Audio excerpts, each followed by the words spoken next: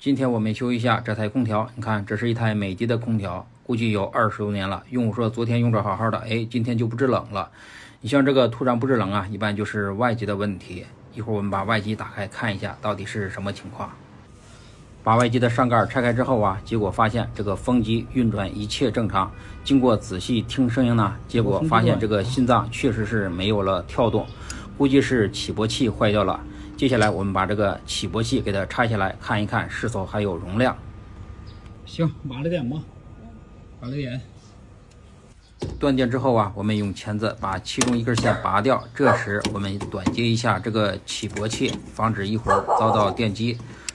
这时候不知道哪儿有一只小狗一直叫唤，我们看一下，这里确实是有一只小狗正在冲我叫唤，不用管它了。接下来我们还继续修这个空调。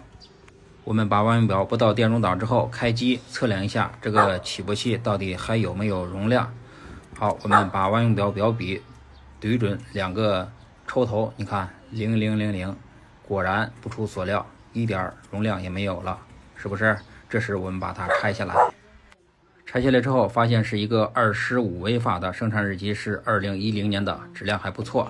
这时我们给它换上一个格力专用的蓝皮电容，你看是一个30的，我们给它换上。开机看一下，这时它的心脏能否正常运行。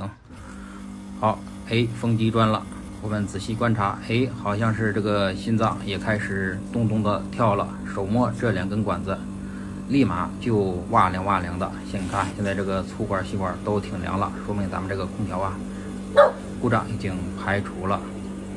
一会儿我们把这个外壳装上就可以了。